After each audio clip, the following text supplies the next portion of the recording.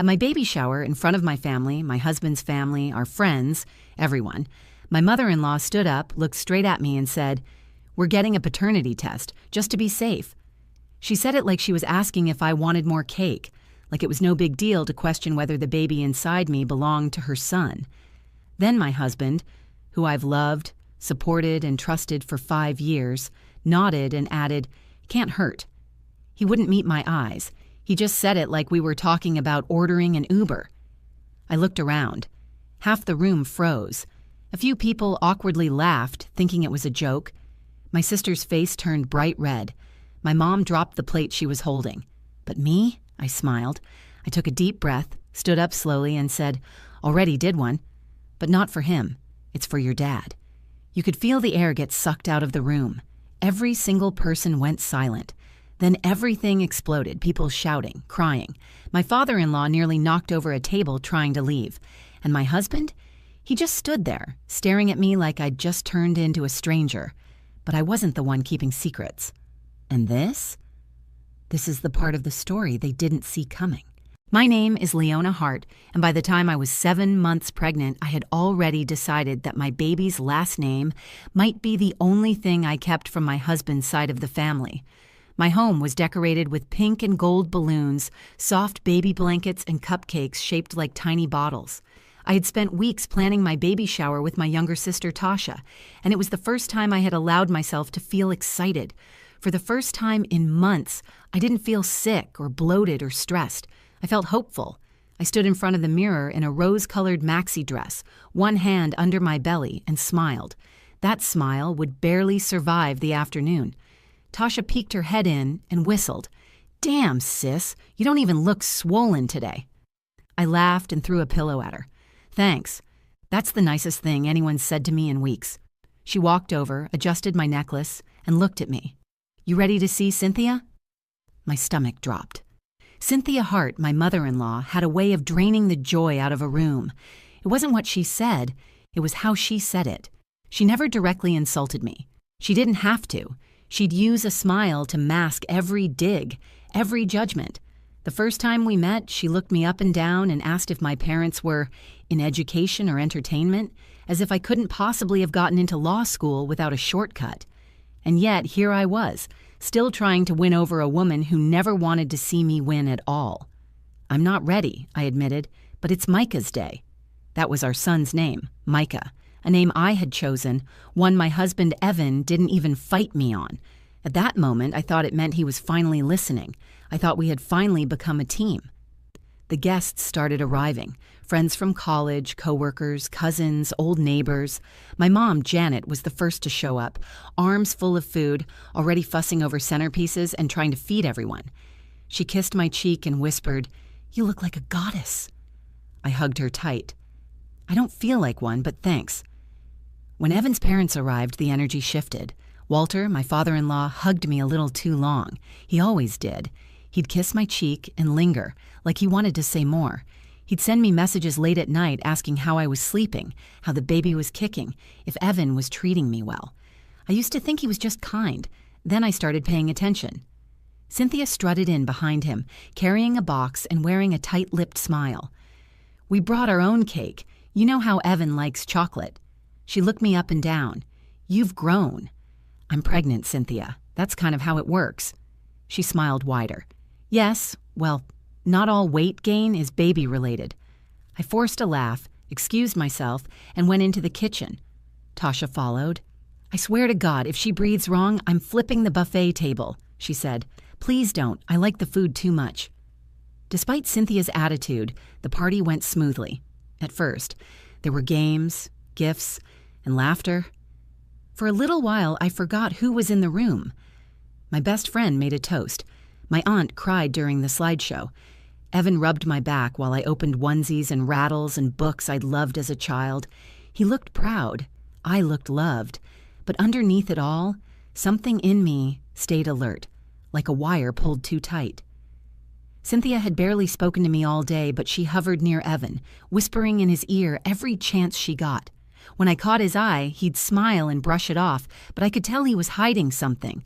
It wasn't guilt exactly, it was hesitation. He looked like a man trying to avoid stepping on a landmine. I just didn't know which one. At one point, I noticed Walter sitting by himself, watching me, not Evan, me. His eyes stayed on my face, my hands, my belly. When I met his gaze, he looked away and adjusted his watch like he hadn't been staring. It was subtle, but my skin crawled. I moved closer to the group. The last game was Guess the Baby Stats, and just before we started, I saw Cynthia whisper something in Evan's ear again. This time, he nodded. He didn't look happy about it, but he nodded. My mom noticed it too. She leaned over and said, "Do you know what that's about?" "No idea," I lied. In truth, I had a bad feeling. Cynthia never whispered anything good. I expected a passive-aggressive comment, maybe a dig at my parenting before it had even started. I didn't expect what actually came, but I should have. Because when someone shows you who they are, believe them. And Cynthia had shown me from the beginning that she didn't see me as a wife, a mother, or even a person worth trusting. She saw me as a threat. And that day, she decided to finally say it out loud. We had just finished the baby trivia game when Cynthia cleared her throat. She stood at the end of the living room, a glass of sparkling cider in one hand, and tapped her fork against it like she was about to give a speech at a wedding. I froze. She wasn't smiling anymore, not the fake kind, not any kind. She looked like a woman on a mission. "I just want to say," she began, "thank you to everyone who came today. It's been enlightening." People chuckled awkwardly. Evan's eyes darted to me, then back to her. "But before we all get too carried away," she said, "Evan and I have talked and we've decided we're going to get a paternity test, just to be safe." The room fell silent. The music kept playing, but quieter now, like even the speaker system was embarrassed. Someone near the back laughed nervously. My cousin coughed. My mom blinked like she hadn't heard right. I didn't say anything. I couldn't. It felt like all the air had been sucked from my lungs. Cynthia looked directly at me, waiting. Evan finally stepped forward and put a hand on my shoulder. His voice was soft, but it hit like a slap. "It can't hurt, babe, just to shut everyone up, right?" I looked at him, searching his face for any sign of irony, any indication that this wasn't real. But he meant it. He actually meant it. I stood up slowly, not saying a word. My sister Tasha jumped in before I could. "Are you serious?" she snapped. "You're really doing this here? At her baby shower?" Cynthia's smile returned, tight and controlled. "We just want to be sure, that's all. With how fast things moved after the wedding and with Leona's background..." She didn't finish that sentence. She didn't need to. My mom stood too, face flushed. "What background are you referring to?" Cynthia shrugged.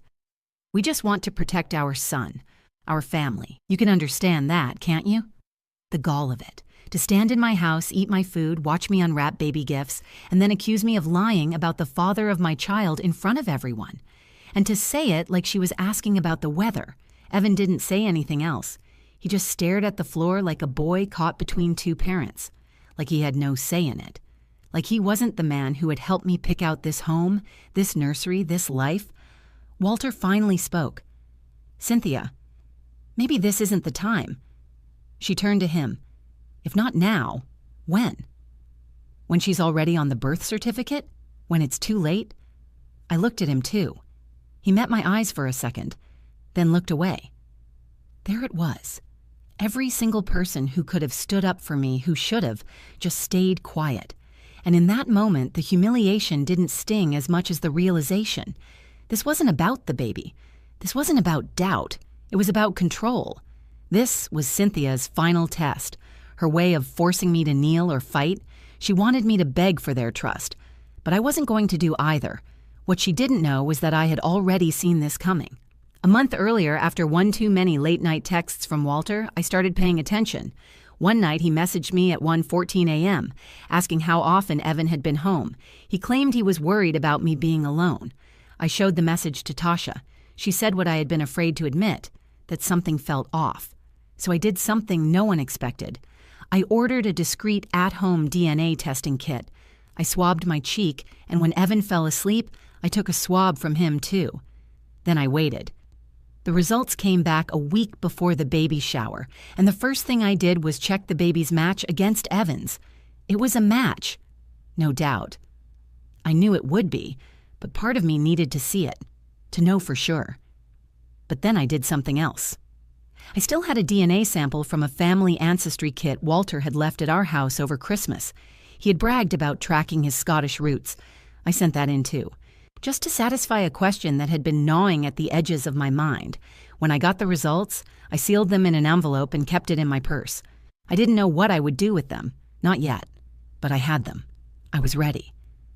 So now, as Cynthia stood there accusing me, Evan nodding quietly beside her, I realized this was the moment.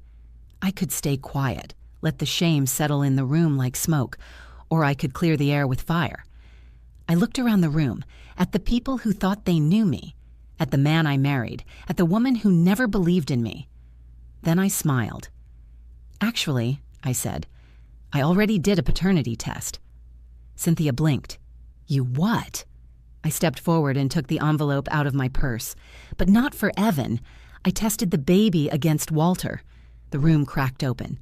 The silence didn't last long, but for a few seconds it was thick enough to choke on.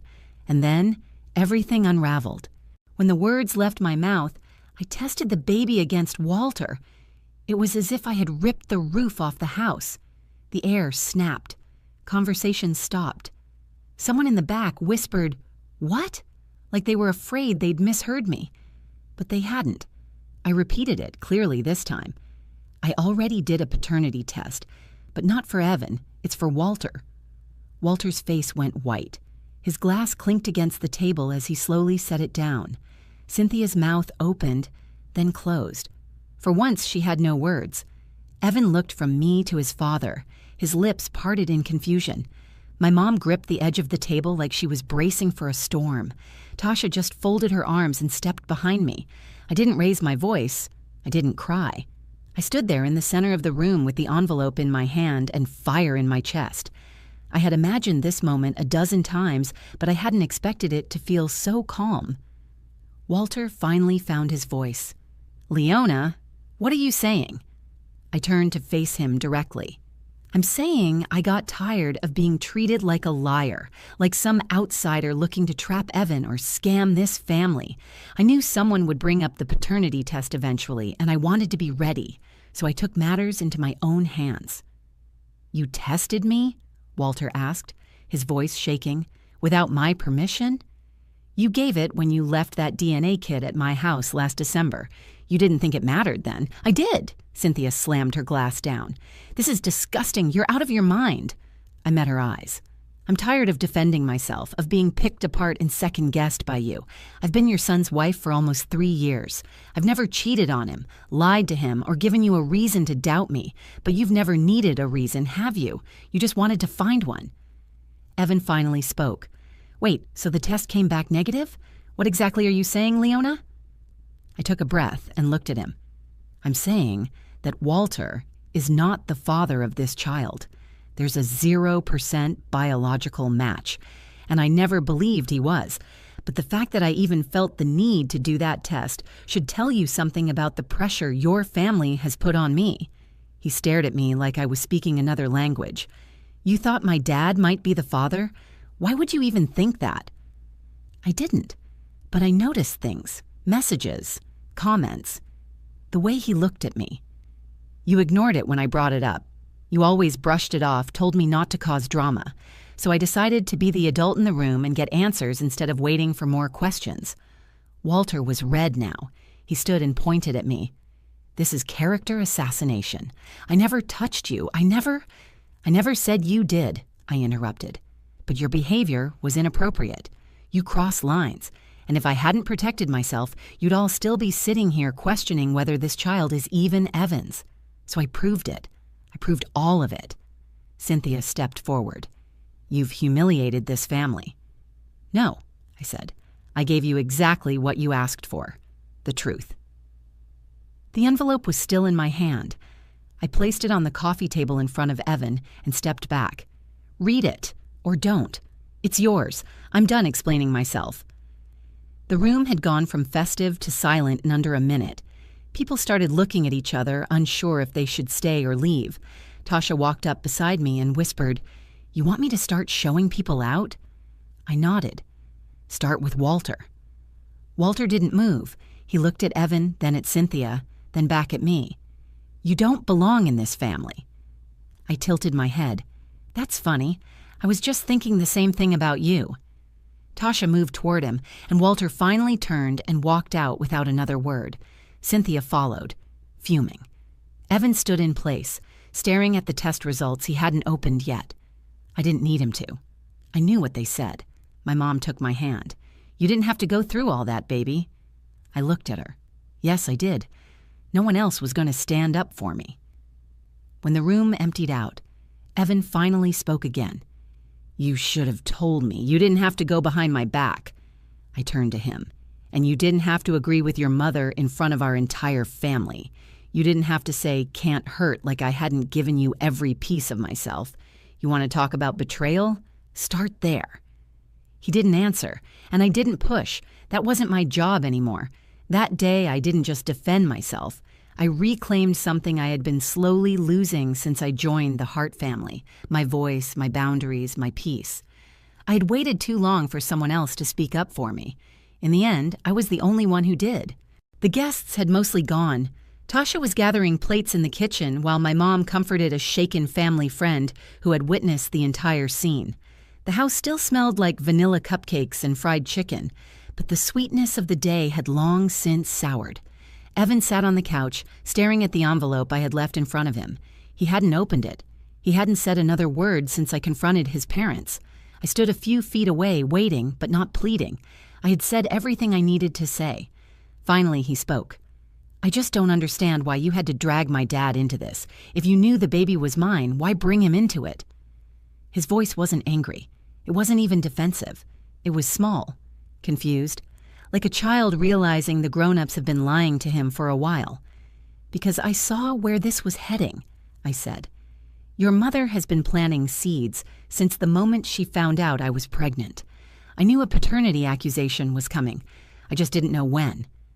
You still could have told me? And you still could have defended me when she said it. But you didn't." That stung. He looked down again, then finally reached for the envelope and opened it. He read the 2 sheets of paper, flipping between them. The silence stretched until he finally said, "So Walter really isn't a match?" "Nope. No biological relation to the baby? Not even a sliver." He nodded slowly. "And you really never thought he was the father?" I stared at him. "Are you asking me that as my husband or as Cynthia's son?" He flinched. "I just want to understand." I stepped closer. "Understand this. Your father sent me messages at 1 a.m. He asked if you were home. He made comments about how my pregnancy timing was interesting. He told me more than once that if I ever needed anything, he'd be there, no matter what Evan decided to do. That's not how a father-in-law talks to his pregnant daughter-in-law. That's how a man talks when he thinks he has leverage. So I did the test. Not because I thought he was the father, but because I wanted to shut that door forever." Evan swallowed hard and nodded again. "Okay, I believe you." I didn't respond, because it wasn't enough to be believed. Not now, not after what had happened in front of everyone I loved. Down the hall, I heard my mom saying goodbye to guests. Tasha came in and gave me a look. She didn't speak, but she didn't need to. Her eyes said everything. You did what you had to do. Cynthia never came back into the house. She waited outside for Walter, who had peeled out of the driveway 30 minutes earlier. I saw her from the window, pacing by the car, talking on the phone, furious. She didn't look hurt. She looked exposed. And for her, that was far worse. My mom walked back into the room and rubbed my back. "You did good today." I leaned into her for a second. I didn't want to ruin the shower. "You didn't. You saved your child's future from being surrounded by people who only see suspicion." She was right. That moment hadn't ruined anything. It had revealed everything. The next day, Cynthia sent Evan a long email accusing me of manipulating the situation, of turning him against his family, and of humiliating Walter unfairly. She never mentioned the test results. She never apologized. Evan didn't show me the full message, but I saw enough to know that her version of the truth didn't include accountability. Walter stayed quiet. He didn't reach out. He didn't deny the messages. He just disappeared. Evan told me later that he had gone to stay at a friend's place. Maybe that was true. Maybe it didn't matter. A few days later, Evan came home from work early. He brought flowers. He sat me down and said he had called a therapist. For himself. For us. "I need to be better," he said. "Not because I think I messed up once, but because I've let things slide for years. You shouldn't have had to fight alone." I listened. I appreciated it. But I told him it would take time. Trust doesn't come back just because someone apologizes. It comes back when they change. He asked me if I still wanted our baby to have his last name. I said yes, but not because of the name, because I still believed he could grow into the kind of father who deserved it. Micah was born 3 weeks early, strong, healthy, loud. He had Evan's eyes and my stubborn mouth. He screamed like he had something to say, like he had a story to tell. And when Cynthia asked to visit at the hospital, I said no. Not yet. Maybe not ever. She had wanted a test. I gave her the truth. But now that it was out, she didn't know what to do with it. The truth didn't just clear my name. It changed everything. It broke things that needed to break, and it gave me a chance to start something stronger in their place. The hospital room was quiet when Micah fell asleep in my arms. His breathing was soft and steady, his tiny hands curled against my chest. Evan sat nearby watching us. For the first time in months, there was peace between us. Not because everything was fixed, but because everything had been laid bare. There was no more pretending. Micah's birth wasn't a reset. It was a mirror. He brought with him a truth we couldn't ignore. We either had to rise to it or fail in front of it. In the weeks that followed, the silence from Cynthia and Walter grew louder than any words they could have spoken. Cynthia never apologized. She sent a gift, a silver baby rattle with Micah's initials engraved on it, but no card, no message. I wrapped it in tissue paper and placed it in a drawer. Not out of pettiness, but because I wanted Micah to decide one day what to do with that part of his story. It wasn't mine to destroy or rewrite. It was his to understand on his own terms. Walter stayed gone. Evan told me that his father denied nothing. He didn't explain the messages, the timing, or the tension he had created. He didn't admit guilt, but he didn't claim innocence either. Evan said that told him everything he needed to know. We moved forward carefully. Evan started setting boundaries with his mother for the first time in his life. He canceled their weekly dinners. He stopped answering late-night calls. He told her clearly that until she respected me, she wouldn't have access to Micah. It wasn't easy for him. He'd always been the peacekeeper, the one who swallowed his discomfort to avoid confrontation. But he finally understood that silence in the face of cruelty isn't neutral. It's permission. And for the first time, he chose me. Tasha came over often. She helped me set up the nursery, held Micah while I napped, and reminded me constantly that I had done the right thing. My mother became even more protective. She started calling me every morning just to check in, and I welcomed it. After what I had gone through with Evan's family, I clung tighter to the ones who showed me love without conditions. I didn't forgive Cynthia, not right away, maybe not ever. But I did stop letting her live in my head. I stopped worrying about what she thought of me, or what lies she might try to spin next. She had shown her hand. The whole family had seen it. And once the truth is out, it's hard to twist it back into something polite. People talked, of course. Cousins called to ask questions. Friends who were at the baby shower sent long texts. Some were supportive, some were uncomfortable. But none of them mattered more than the quiet truth I carried now. I had defended myself without cruelty. I had protected my son before he was even born. I had done what too many women are told to avoid. I stood up and told the truth, no matter how messy or inconvenient it was for the people around me. Evan and I started therapy together. We didn't jump back into old routines or pretend nothing had changed. We talked about trust, loyalty, and how easy it is to lose each other when fear leads the way. Some days were hard. Some nights we sat in silence, not sure what to say. But we kept showing up, and that, more than any apology, gave me hope. When Micah was 2 months old, Evan looked at me across the room and said, "Thank you for not letting them break you." I held our son and answered, "I didn't do it for them. I did it for me, for him, for us." I learned that love is not passive. It's not just choosing each other on the good days.